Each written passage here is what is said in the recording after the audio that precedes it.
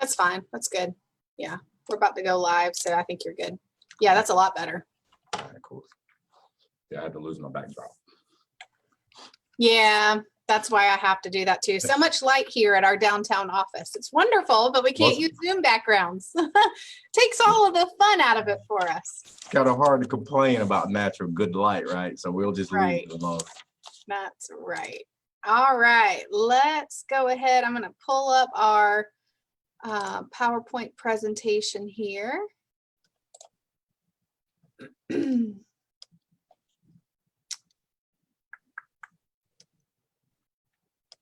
Let's see.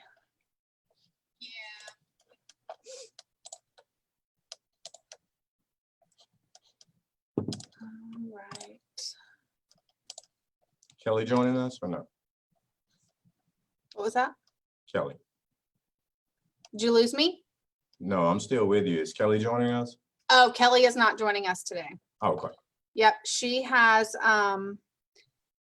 some important things to tend to in our Georgia market. So good deal. Yep.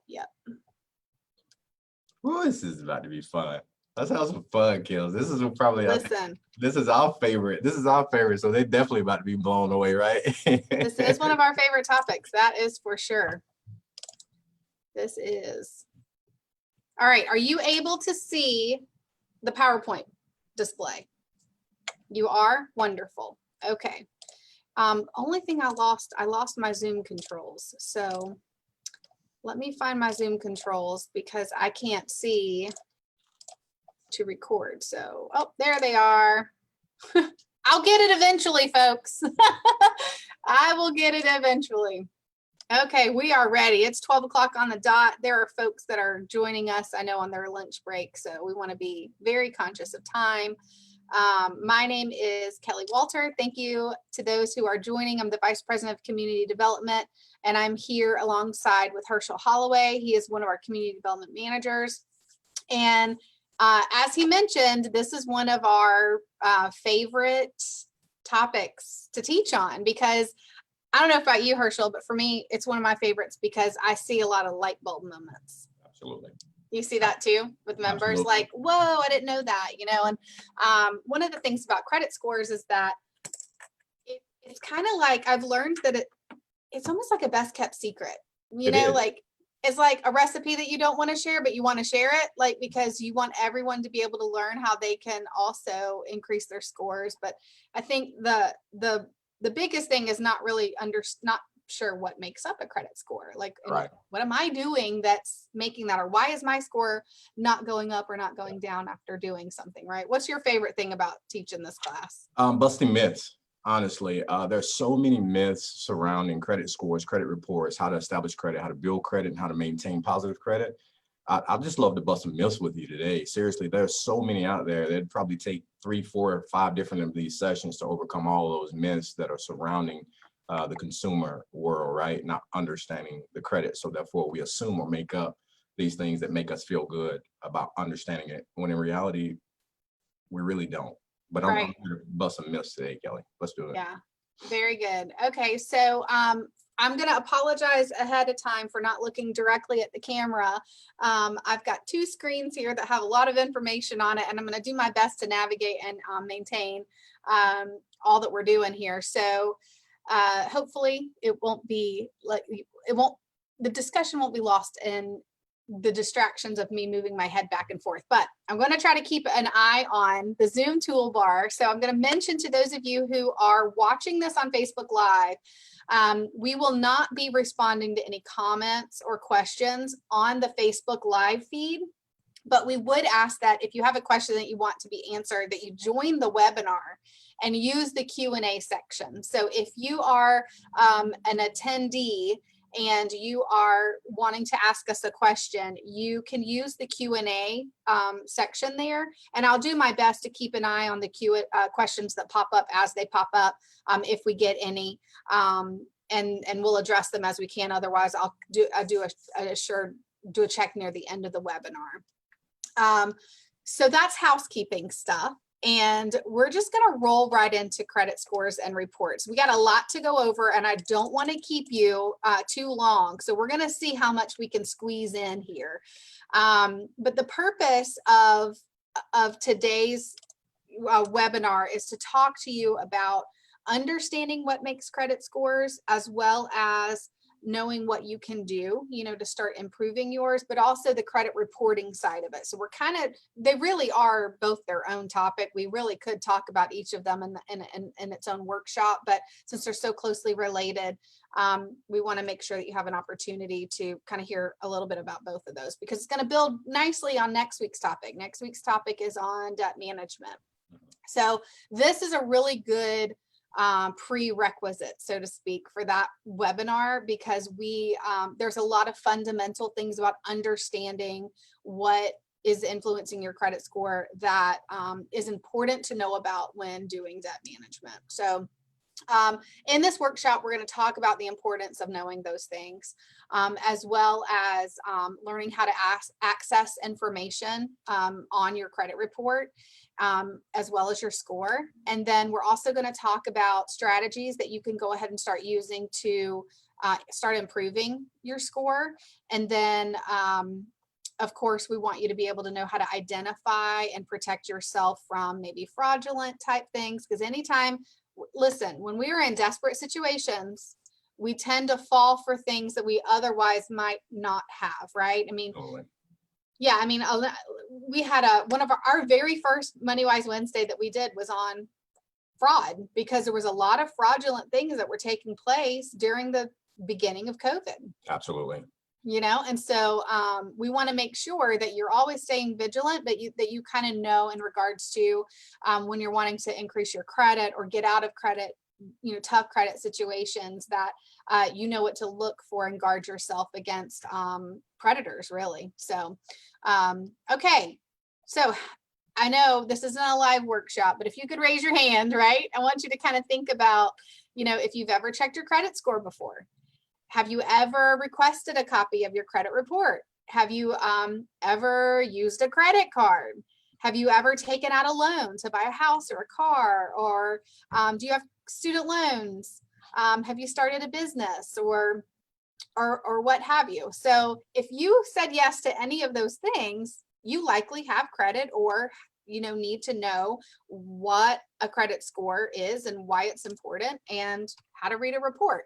So we're going to go over the basics for those of you who might be new. If you don't have any credit established, if you're new, or if you are young, right, coming right out, you got a clear slate, let's hope. Then you might be wondering, how do I do this? But you might be someone as well who maybe you have credit, you've established credit, but maybe it's not so great credit, and you want to bounce back, right, from some bad habits. So Herschel, can you real quickly just kind of give us a quick little, the presentation slide here really speaks for itself, but kind of talk a little bit about the range here. Absolutely. Absolutely. So the credit score is a 3-digit number. Basically, it tells a lender of the risk that's associated with you as a consumer borrowing money, right? So let's just say, for instance, if there's a need or a hardship, the moment you walk into a financial institution, right, and you make a request to borrow money, the risk is already high, right? Because that's a need or want that you want to overcome. The risk is already high. It's up to you in your past behaviors to reduce that risk associated with you as a consumer to get that green light to be approved for that loan, right? And that 3-digit number, as I said before in past webinars, is probably the second most single important set of numbers outside of your social security number is your credit score. That 3-digit number follows you from the time that you first initially apply for consumer credit. The ranges of those scores range, and it says on this sheet here that is considered poor.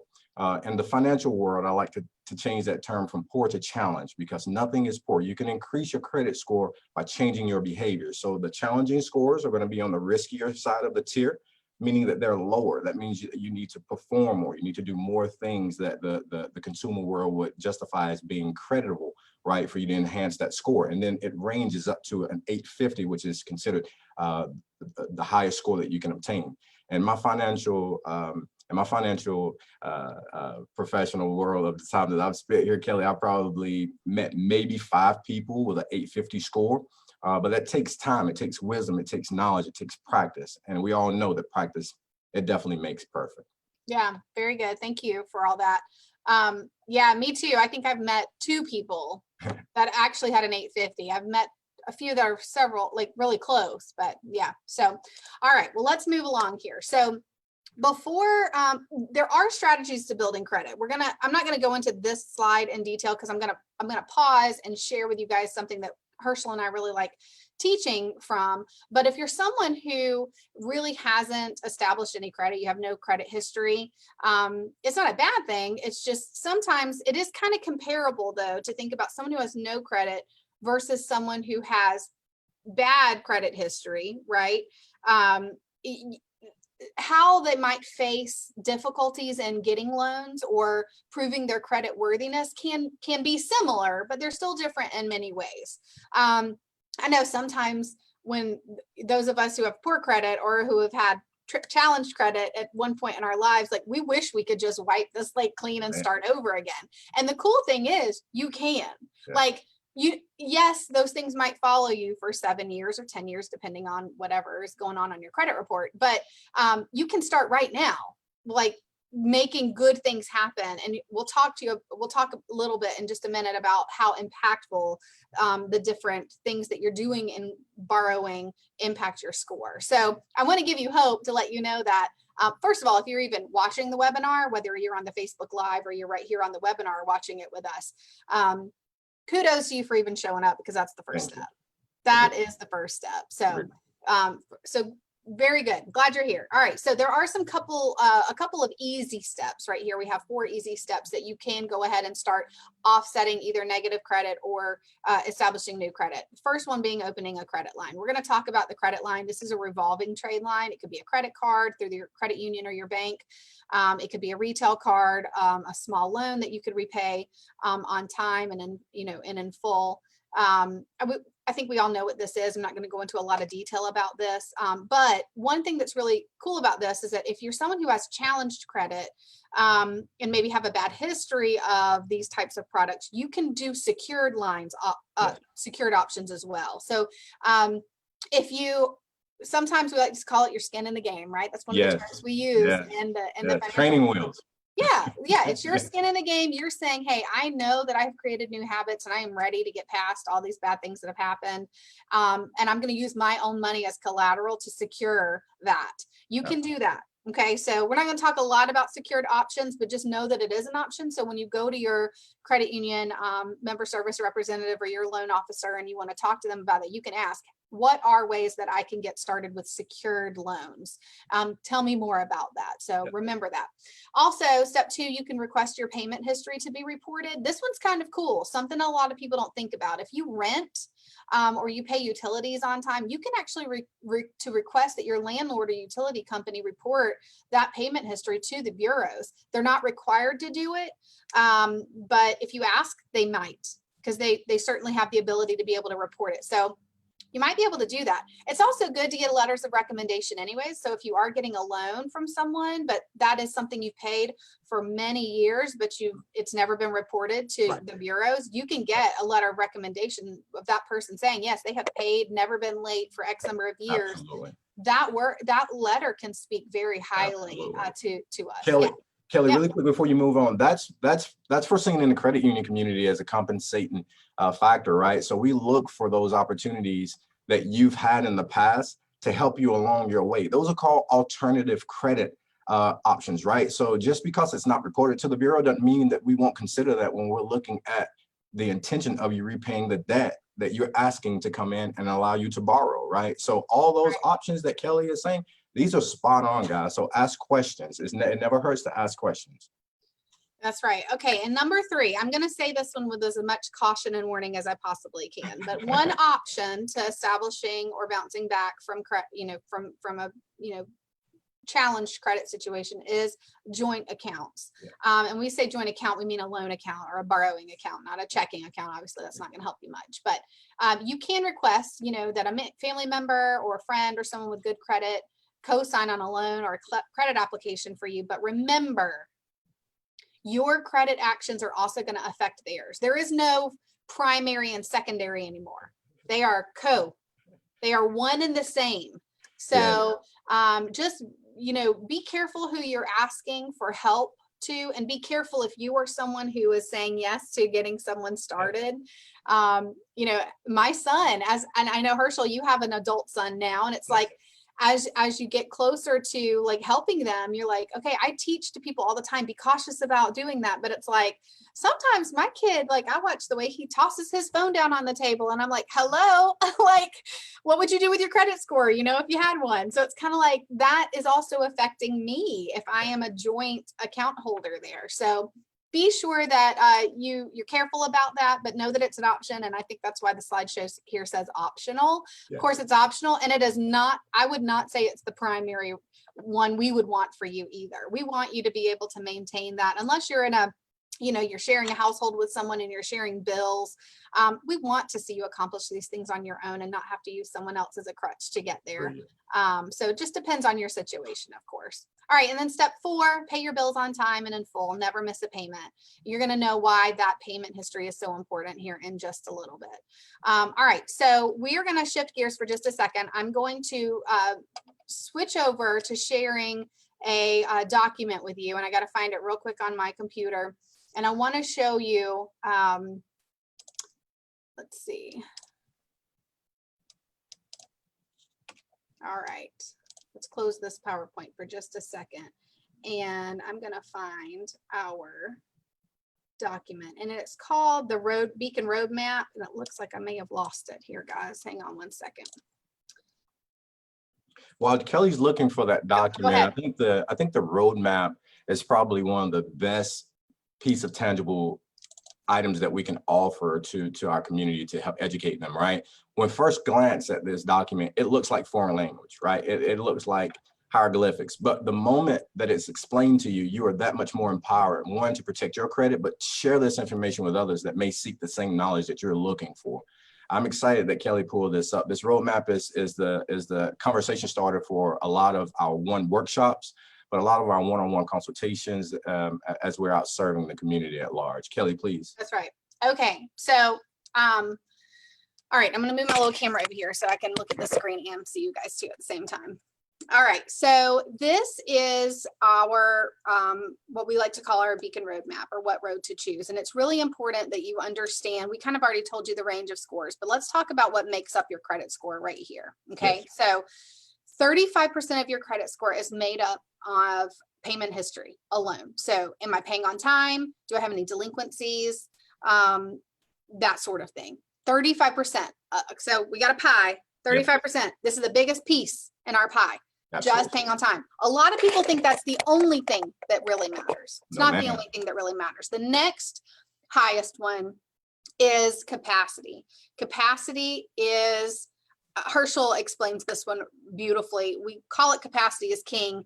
He uses another word for capacity, and he uses the word usage right there. Herschel, explain to folks what capacity is. Absolutely. Capacity is basically, and like Kelly alluded to, I exchange that word for usage because it's a common term, and it relates to what capacity truly is. So for instance, if you've got a $5,000 credit card, right? $5,000 credit card, your limit is $5,000, right? If you use $2,500 of that, you utilize 50% of the capacity. So capacity is how much of your limit you've already utilized. If you use all $5,000 of that $5,000 card, guess what? You're at 100% capacity or usage. There's no more room to utilize that card anymore. That's capacity. That's usage. That is huge, because a lot of people will go, well, let's say I only have one credit card. So I only have one revolving trade line. We'll talk about revolving versus installment in just a second. But let's say I have one credit card, and it's the only credit card that I use, and I'm always at, say, 75%, 80% of capacity or usage. So I only have about 25 to 15% available on that credit card at any given time. That hurts. Okay. It hurts you. Yeah, because you only have one, right? And you're not paying it off in full every time. We're not saying pay every credit card you ever have all the way off. We're just saying keep in mind when you're trying to increase your score or you're trying to get approval for a loan, we're looking at your risk factor. So if you have that one credit card and you're maxed out on it all the time, Something's what wrong. happens? Right. What happens Something's wrong. if you lose your job, or if you get Mhm. sick and you can't work, or you go through a life situation like a divorce or something like that that's going to affect you financially, or you get, you have medical situation, that is very risky. So imagine if you had 10 of those cards, right? Which is most people's situation. There's usually an average of 5 to 12 different types of credit on your credit report, that everyone, so you got a retail store here, or you got the grocery store one here, or, there's all these different credit cards that are out there. And if you're more than 30 to 50% on all of those combined, you can pretty much guess that's what's drawing your score downward. Absolutely, Kelly. And for those that are listening and watching, watch this myth be busted really quick, right? This is valuable information. So if you're listening and you're watching, take notes on this. If you were to utilize 1% of capacity, that's equivalent to 1 point for your credit score. So for instance, if you've got a $500 card and you've used $250 of that card, you've used 50% of the capacity on that card, guess what that translates into points? Kelly, that's 50 points. Yeah. That's 50 points. So your score is going to go down 50 points. So just remember, every time you swipe that card, you're losing points. So make sure that it's an emergency. Make sure it's an emergency and that you have every intention on paying it back. So the moment you make that payment on that card and you bring your balance down, guess what the credit community is going to do for your score? They're going to give it back, because the moment you used it, you became higher risk. And it's sought as you living on inflated income. If your check isn't enough and whatever other sources of income you have, you're going to default to those credit cards. And if you maintain a high balance on those cards for an extended period of time, the credit world is going to look at you as living on supplemental income on your credit cards. And there's no way you can survive if something were to go wrong. Please, Kelly, go ahead. That's right. All right. So the next highest one's going to be length of credit. So this is how long, you've had those trade lines open. 10% is going to be the accumulation of debt in the last 12 to 18 months. So basically that's new credit, right? So new things that you've opened up. That doesn't mean the more new things that you open, the higher the chance you have of getting the 10% increase on your credit. That's not necessarily what that means. It just means that, it's taking a look at this is usually a more negative area. It's like, okay, especially for people who discover that their score is good, because they go, oh, I've got a 700 credit score. Sure, I'll get that Victoria's Secret card. Sure, I'll get the Walmart card. Sure, I'll get this one. Instead, they open up a bunch of trade lines or credit cards in a short window of time, and then that score again dips downward. And then you add capacity on top of that, or if you miss a payment here or there, you can see how things can turn south really quick. Absolutely. And then the last one is going to be mix of credit. Mix of credit is another 10%. Now, this is where we talk about the difference between installment and revolving. Okay, so revolving, think of it literally like a revolving door, like at the hotel or something like that, that it doesn't stop until the doorman locks it up, right? It's going to keep going. So you can revolve through that door. So it's with a revolving trade line, it's like a credit card or a line of credit, right? That you can borrow from, pay it back, it's still there. Borrow from it, pay it back again, it's still there, right? So that is a credit card, that is a line of credit. Installment loans are the fixed ones. Okay, so your auto loan is typically a fixed loan. Yes. You know what the payment's going to be, you know what the term is going to be, you know exactly when it's going to be paid off in full based on the number of payments that you're going to have. Once it's done, it's done. Okay, so mix of credit means that you are showing that you can handle both types of trade lines, okay, and showing that you don't have all of your eggs in one basket. So you're not living highly on the revolving trade lines, and most times revolving trade lines typically have the higher interest rates too. Absolutely. Because they're riskier, right? Because most revolving trade lines aren't tied to collateral as well. This is true.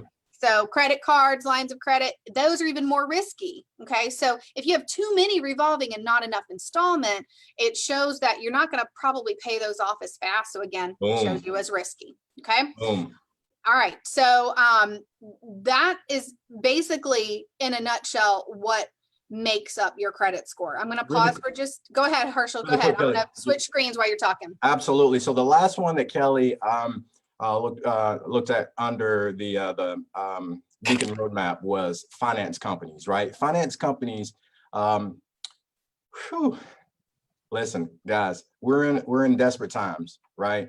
And desperate times sometimes calls for desperate measures. That does not mean become so vulnerable that you put common sense in the back of your pocket, right? It needs to stay on the forefront. Finance companies are there to help, but they hurt more than they help for those that are looking to advance their financial picture, but also increase their credit scores. You're absolutely risky the moment you take advantage of the services that a finance company will offer you. I can't wait until we get into predatory lending, Kelly, and then we're going to come back and we're going to revisit that finance company's piece and how it impacts your credit whenever you decide to utilize one of those services versus a traditional lender like a credit union or a bank.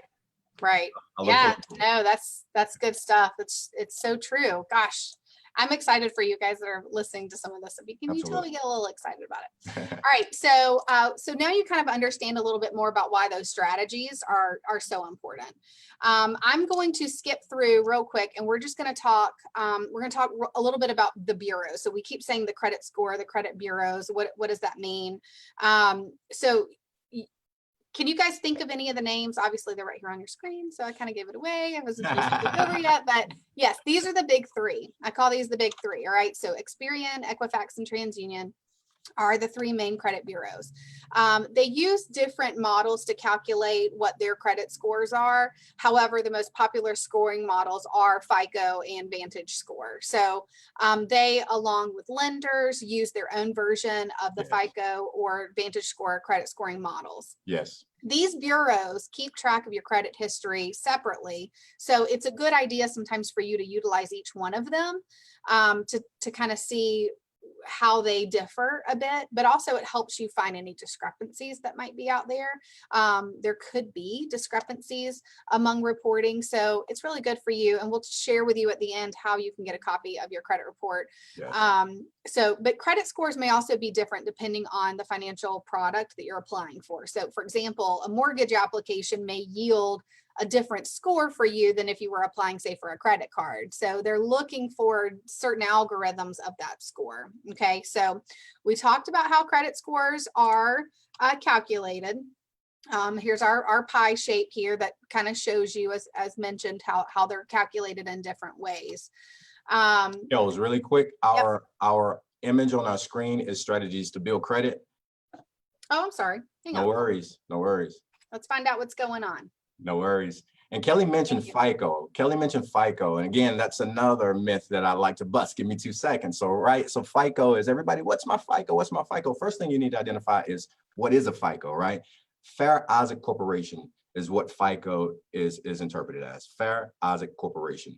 Bill Fair and Earl Isaac, two really old mathematicians, came up with this algorithm that they utilize to determine the risk associated with you as a borrower. And that in turn was sold to credit reporting agencies to determine that risk associated with you whenever you come to borrow from a lender, and then it's positive, then it's reported so that it shows your history along the way, right? Fair Isaac Corporation, FICO, it's an algorithm. There you go. Thank you. That's right. Okay, so one of the things that we kind of mentioned, what is the credit report? It's that snapshot, right? And we've talked about kind of how they're a little different. And let me just jump over real quick to, did it switch over to the getting your free credit report? Okay, perfect. I wanted you guys to be able to see this. So you can get your free credit report from all three of them by going to annualcreditreport.com. Okay, so when you go here, you're going to be able to see the detail and the history from each three of those bureaus. Now, you guys might be going, yes, but I kind of want I want to know what my score is, right? I want to know exactly what the score is. You can get it from them. You're just going to have to pay a little fee to find out what the score is. Right. But there's step-by-step directions on the website on how you can go get these. Now, there's two different things that some people say. It's funny because we use a lot of different financial curriculum companies, and some of them say because there's three of them, it's good for you to spread it out and maybe every 4 months pull your score or pull your report with each one of them.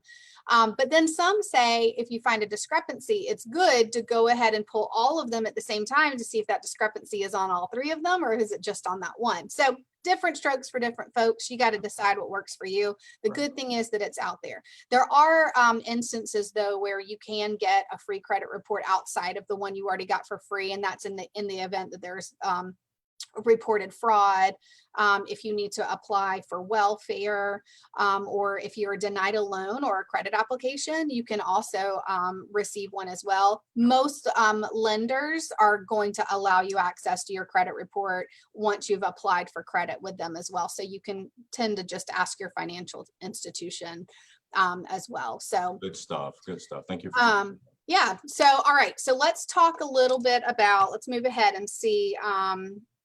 Yeah, we mentioned that there's a little fee there. So if you wanted to get, you know, your score, you can get a fee. Now, let me pause real quick because some people say, but Kelly, I can get my score on by using an app for credit stuff. Okay, just be careful. I'm going to say, I mean, I'll be honest, I have them too, because I like to see how much they differ from what my score actually is. But just be cautious because those are third parties and they don't know the exact algorithm, but also you want to make sure that they're safe and secure. So because usually those things, I mean, you're putting your credit, your social security number. They have to know your social in order to be able to see that. So that's something scary that's floating out there. So that kind of makes you a little more vulnerable to fraud. So just be careful.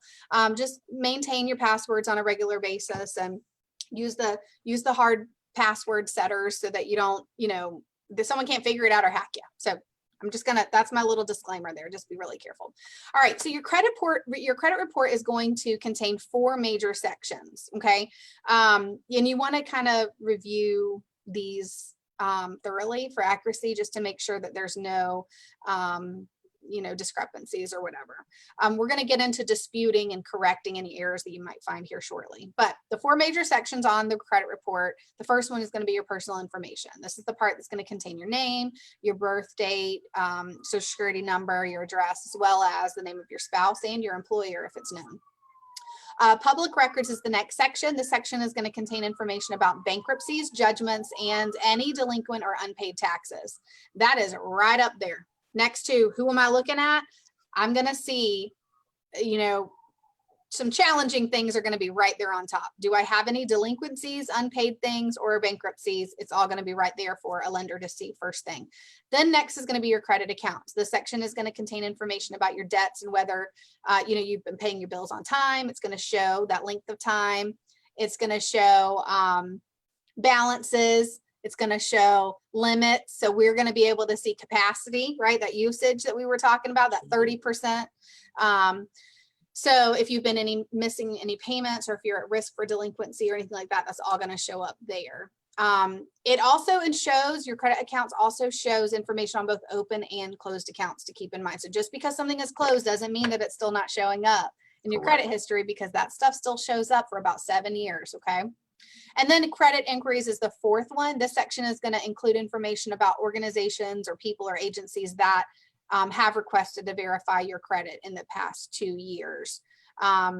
There's some information that won't be included that people sometimes ask about, like medical information is not going to be on there. There's no personal information like religion or race or you know, your gender. There's no information typically about savings and checking accounts unless those things have kind of gone into default and they've actually like reported that against you as a collectible account. Usually you don't have any information about prepaid debit and credit cards and things like that. And obviously any private loans that you have, like with benefactors, friends, or family, those aren't going to be on there either. So those are the things that you should see and not see on your credit report. Okay, so requesting and reviewing information on your credit report usually is the first step towards maintaining and building healthy credit. There's some important things for you, you know, to really look at. So earlier we were talking about making sure dates are correct. So finding discrepancies. Remember, if payment history is 35% of your score, it's not a bad idea to go and make sure listen, things happen. Systems, yes, are automatic, but they're also maintained by humans. Correct. Someone could have missed a button. Something could have skipped a step. And they could have reported something as late when it wasn't. Absolutely. right? Absolutely. So Inaccuracies prevent your score from going up, and it could also prevent you from obtaining another loan that you may desperately need. So if the organization that you borrowed money from neglects to report accurately, it could affect you for a long, very, very long time. So the things that Kelly's explaining, it's very important that you take note to these things. Please, it's up to you as a consumer to protect your own interest in your credit. that's right. So, make sure that your information is correct. The information is up to date. Notate things that are important. If you paid off a delinquency, right? Or if there was a collection account and it was paid in full, make sure it was paid in full. Go back and check the dates on those. Because again, and we didn't talk about this, but on the credit, what calculates your credit score, 40% of your credit score is made up of the most recent 12 months of activity. That's huge. So if you have something, and then it kind of tier steps down from there. So if it's outside of 12 months, if it's between 12 and 24 months, it has a 30% bearing on your weight. So as you can see, as you get further, basically for each decade, you kind of go out. I'm sorry, for each year you go out, it has about a 10%. You get what I'm saying? So if you're at year 7 on something, and it should have fallen off already, but it didn't get reported until a year later, and it's still showing up on your credit report, it's still affecting your score. It might be small because it's old, but it could certainly be there. So I'm going to pause for just a second and just see if we have any questions that have popped up. I don't see that any have. Just for those of you who are on the webinar, don't forget you can use the Q&A feature on your toolbar there to ask questions. You will have an opportunity to email us questions as well. If you have something personal, don't ask any personal questions. We probably won't answer them on a webinar, especially since we are streaming on Facebook Live. So, okay, what's next here? I wanted to tell you about something to make sure that you're just in good practice of taking care of protecting yourself. So reviewing your credit report thoroughly, sure, it's good practice. And if you come across information that's incorrect or fraudulent, you can take action. There are things to really protect you as well. So we're going to talk about some of those things. So you've heard of credit repair companies. If you stay up really late at night watching your favorite show, sometimes the infomercials in between, right, are sometimes these sort of credit repair companies, right? And so oftentimes they're going to offer to fix your credit for a fee. However, know that the Credit Repair Organizations Act prevents credit repair organizations from engaging in deceptive practices like false advertising, so that, those things that typically can cause you harm. We'll talk about what those things are in just a minute. So this act really requires that the organizations be transparent about what they can do for you. If you're thinking about working with a credit repair company, we want you to hit the brakes first, and we want you to call us. We want you to talk to us. Thank you, Kelly. Thank you, Okay, Jesus so Christ. That's probably the most powerful statement you've made, right? Those hit the credit repair brakes and call us. companies, Kelly, they simply go through your credit report and they dispute every trade line on your report with a hope that organization will side and be favorable for that request itself. Disputing every trade line, you could do that yourself rather than paying all the money that you're going to pay this credit reporting agency that may or may not be reputable to do for you. Why would you want to go down that one avenue, spending that money? 1, 2, why would you want to dispute every trade line that you have? That's what they're doing for you guys. It's very important that you speak with someone in the credit and financial arena that has your interest at heart and not trying to line their pockets. The services that Kelly and I offer are absolutely free. And I think she's going to get into a little bit more detail here in just a second or so, but do exactly what she said. Hit the brakes, pause, and call someone that you definitely trust within the financial arena to ask these questions. Please, I challenge everybody that's watching and listening, please. Now, one of the things that really disturbs me about some of the credit counseling companies or credit repair companies is that they make this promise that they're going to erase bad credit from your history. Right. And no one can do that. Like legally, there's no way, and there's no legitimate way that anyone can actually do that anyway. So that's kind of a false statement right there up front. The other thing is, if they ask for a fee up front, it's fraudulent. Don't do it. Like their job is to make more money off of you, right? And who knows what what things you're actually going to see in the long run. So there is a way to do it. I think what we get excited about is the overnight, like, let's get this fixed overnight. Let's get this changed overnight. And you want to get out of it fast. But I tell everyone that we talk to, you didn't get in this mess overnight. You're not going to get out of it overnight. So you just got to be patient and give yourself permission to learn what some of the good foundations are.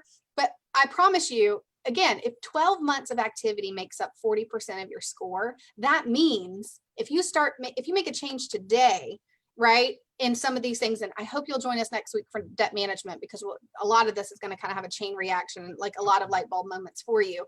But you'll learn some fundamental steps, I think, and moving in the right direction. And I guarantee you in 12 months, you're going to see a change in the right direction when you're doing, the things that we've already talked about that are going to increase your credit score. So you got to give yourself permission to have time to get it done, right? It's just like me. Like, I would love to go to the doctor and have some surgeries, you know what I'm saying, to get like physically where I want to be, but I don't have the time and I don't have the money for that, right? Because you got to, all that stuff. I got to do good old fashioned hard work.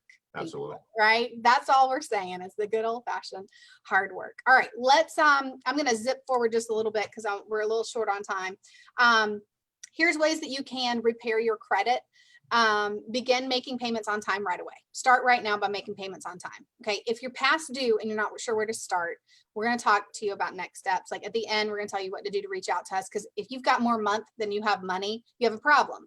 Right? Say that again. Say that again. That's gospel. Say that again, Kelly. I love that. If you have more month than you have money, then you have a problem. So we need to take a look at what do we need to do? What needs to be restructured that you're currently making payments on right now that can help you free up money to figure out a plan. And we're going to have to help you with that, right? So, but anyways, start making payments right away. If you can't do that and you're drowning in that, you got to call us. But step 2, you want to make sure that you inform the credit bureaus, right, and any of the companies that provided that information to them on any errors that you might have found. If you find any going through there. All right. We won't talk about special circumstances. We don't have a lot of time to do that, but I do want to jump real quick to scams, red flags, or credit repair scams. We kind of talked about this a little bit. If they request upfront fees, right, for credit repair services, probably not legit. If they promise to scrub all negative information off your credit report, probably not legit, because they can't really do that. And then warning not to contact the credit bureaus directly. If they tell you don't do that yourself, again, probably another red flag. Okay. So just be really careful, guys, of those things. I do think a lot of them that you're seeing on TV, of course, they're probably legitimate credit repair companies. But anyways, if you find an ad or you get an email, those are the ones you probably want to be a little more careful of. Even stuff in the mail sometimes can seem a little, absolutely, a little concerning. There are credit counseling services out there that you can trust. The National Foundation for Credit Counseling, the NFCC, as well as the FCAA, the Financial Coaching Association of America. Again, you've got coaches right here. Herschel is a certified coach. And so we want you to reach out to us directly and we can help you out. All right. So strategies to improve your credit. This is pretty easy, folks. Use less than 30% of your available credit. We've already talked to you about that, right? Don't max out your credit cards. Another one, it's kind of common sense that we've already talked about. If you are living off of your credit cards because you don't have enough income and cash flow, you got to call us, because again, you've got a problem. We need to figure that out. We need to help you with that, setting up a budget that you can really stick to, paying your bills on time, paying off your credit cards each month in full if possible. If you can't pay it off in full, let's get down to 30%.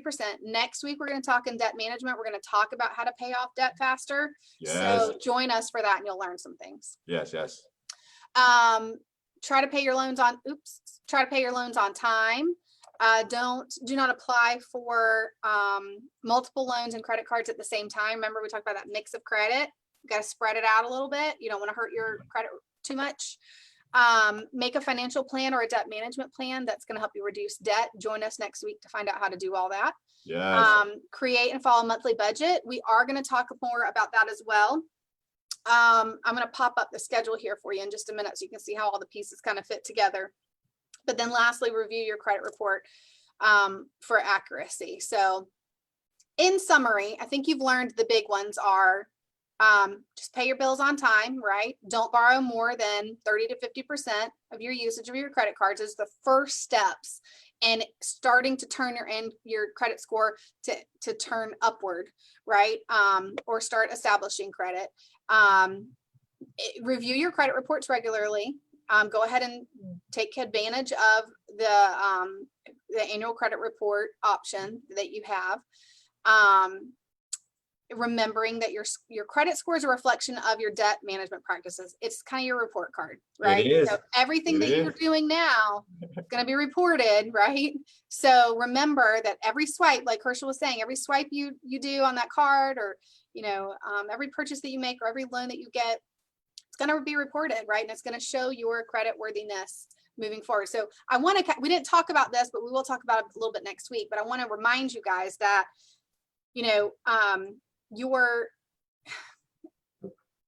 like a lot of people, I think I'm stumbling to my words because I want to make sure that I kind of get the message across. I think a lot of folks are, when we get in desperate situations, we feel like the only option is the loan or the credit card or what have you. And we forget that there are other basic things out there. And a lot of it, I could sit here and say it's self-control, but I mean, it's beyond that. We know that there are life circumstances that happen. There are things that you don't ask for that happen to you. And we get that and we understand that.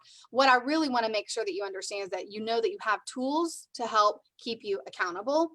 And they're available with us for free. So I'm going to hop over real quick and show y'all. Hang on. Okay, I'm going to show you where you can access our free suite of it's called MoneyWi. So it is all the stuff that we're teaching from. We have a self-guided program as well that you can go to. So I'm going to hop over real quick and show you the website. If I can figure out how to make all this work, give me a minute. All right. So you guys should be able to see my Zoom screen. Are you able to see the website? Okay, perfect.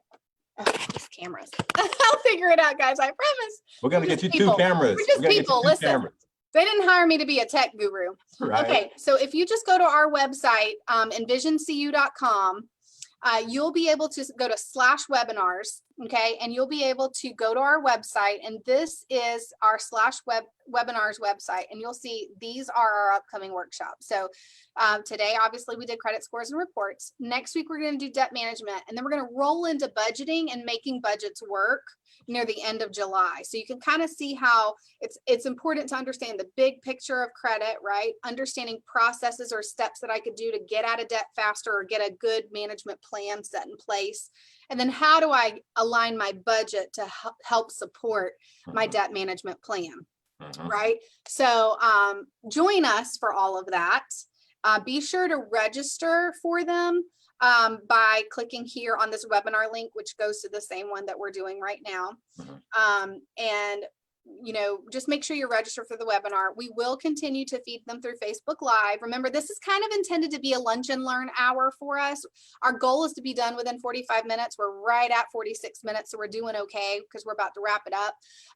But if you have some one-on-one, if you have like a one-on-one need, or you want to talk to us individually, talk to Herschel, talk to me about something going on specifically with you, please reach out to us. You can email us at community@envisioncu.com. You can also access forms on those pages where you can contact us as well. So I just want to thank everybody for joining us. I know we went through a lot of stuff really fast and I had to talk, but remember, it's on Facebook, so you can go back and watch the video if you want to go back and look at something that we talked about that maybe we had to zip through. Send us your questions, any questions that you put on the Facebook comments. We'll be sure to address them.